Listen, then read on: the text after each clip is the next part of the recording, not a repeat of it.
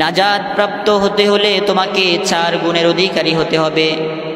ইল্লাল্লাযীনা আমানু ওয়া আমিলুস সলিহাত।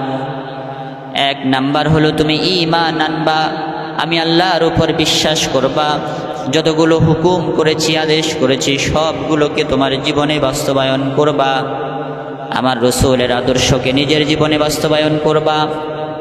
ওয়া আমিলুস সলিহাত, নেক আমল করতে থাকবা, আমলে সলেহ করতে থাকবা। আল্লাহ তাআলা বলেন আল্লাযী খালাকাল মাউতা ওয়াল হায়াতা লিয়াবলুয়াকুম আইয়ুকুম আহসানু আমালা ওয়া হুয়াল আজিজুল গফুর। আমি আল্লাহ তোমাদেরকে হায়াত এবং মৌতের জীবন দান করেছি শুধুমাত্র আমি আল্লাহ পরীক্ষা করব কে কার থেকে বেশি নেক আমল করতে পারো। আমি আল্লাহর কাছে ভালো ভালো আমলগুলো নিয়ে আসবে, ইখলাসওয়ালা আমল নিয়ে আমি আল্লাহর কাছে হাজির হবে। আমি আল্লাহ এটার পরীক্ষা করব তোমাদের কাছ থেকে। মুসলমান ভাই আমার, যতগুলো নেক আমল আমি আপনি পৃথিবীর জীবনে করি সবগুলো করতে হবে আল্লাহর জন্য, ইখলাসের সাথে আমলগুলো করতে হবে। এজন্য ঈমান আনার পরে অসংখ্য জায়গার মধ্যে আল্লাহ তাআলা বলেছেন ইন্নাল্লাযীনা আমানু ওয়া আমিলুস সলিহাত, নিশ্চয়ই যারা মুমিন আমলে সলেহ করে। মুফাসসিরিনে কেরামগণ 5 ওয়াক্ত নামাজকে প্রথমে উল্লেখ করেছেন আমলে সলেহের মধ্যে সর্বশ্রেষ্ঠ আমলে সলেহ হবে 5 ওয়াক্ত নামাজ। নামাজকে নিজের জীবনের সাথে লাগানো। আমি আপনি মুসলমানের ঘরে জন্মগ্রহণ করলেই কিন্তু আল্লাহ তাআলার কাছে ভালো মুসলিম হতে পারবো না। আমি আপনি নিজেদেরকে ঈমানদার দাবি করলেই আল্লাহ তাআলার কাছে মুমিন বলে সাব্যস্ত হব না। মুসলমান হওয়ার জন্য কিছু গুণ আপনার থাকতে হবে। নিজেকে মুমিন দাবি করতে হলে কিছু গুণ আপনার অর্জন করতে হবে। আল্লাহ তাআলা বলেন قد أفلح المؤمنون الذين هم في صلاتهم خاشعون।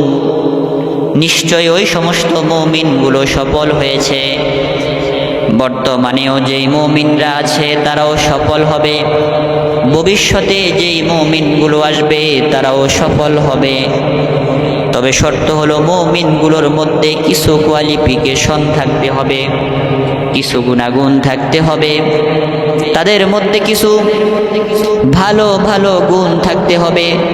এই গুণগুলো উল্লেখ করতে গিয়ে আল্লাহ তাআলা বলেন আল্লাযীনা হুম ফি সলাতিহিম খাশিউন, যারা তাদের নামাজের মধ্যে বিনয়ী হবে এই সমস্ত মুমিনগুলো সফল হবে।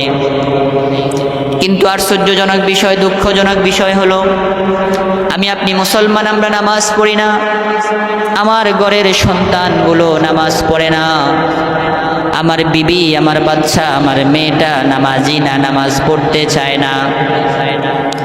মুসলমান ভাই আমার, নামাজ আল্লাহ তাআলার কাছে অত্যন্ত গুরুত্বপূর্ণ একটি ইবাদত। বান্দার সাথে আল্লাহ তাআলার সম্পর্ক এই নামাজের মাধ্যমে হয়।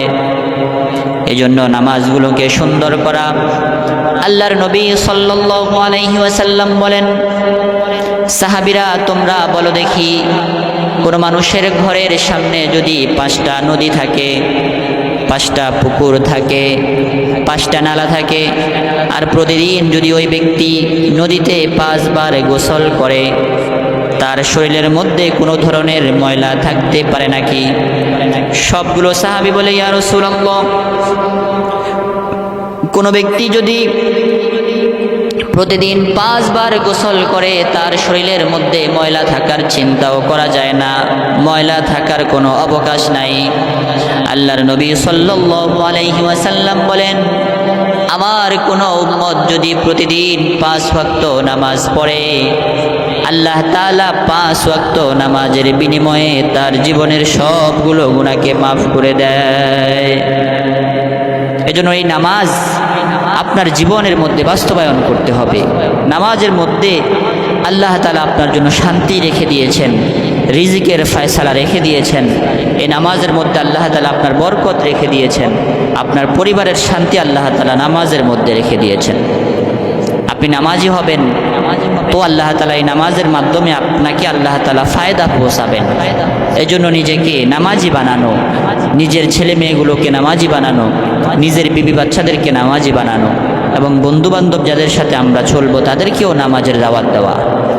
এই নামাজের এত ফজিলত, আল্লাহর নবী সাল্লাল্লাহু আলাইহি ওয়াসাল্লাম বলেন, নামাজ তো পড়ে, নামাজের আগে আমার উম্মতগুলো যে অজু করে, অজুর জন্য তাদের চেহারা ধোয়, অজুর জন্য তাদের হাতগুলো ধোয়, তাদের মুখটা ধোয়, কুলি করে, নাকে পানি দেয়, তো পাগুলো ধোয়।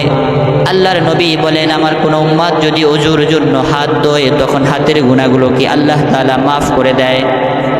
আমার কোনো উম্মত চেহারাটাকে ধুলো, নামাজ পড়বে, তো আল্লাহ তাআলা ওযুর বিনিময়ে তার চেহারার গুনাহগুলোকে মাফ করে দেয়। নাকে পানি দেয় তো নাকের গুনাহগুলোকে মাফ করে দেয়। পায়ে ধোয় তো পায়ের গুনাহগুলোকে মাফ করে দেয়। এবং রাসূল সাল্লাল্লাহু আলাইহি ওয়াসাল্লাম বলেন, নখের ভিতর থেকে, নখের নিচ থেকেও আল্লাহ তাআলা ওযুর পানির বিনিময়ে তার গুনাহগুলোকে মাফ করে দেয়। সুবহানাল্লাহ। এজন্যই নামাজ পড়া।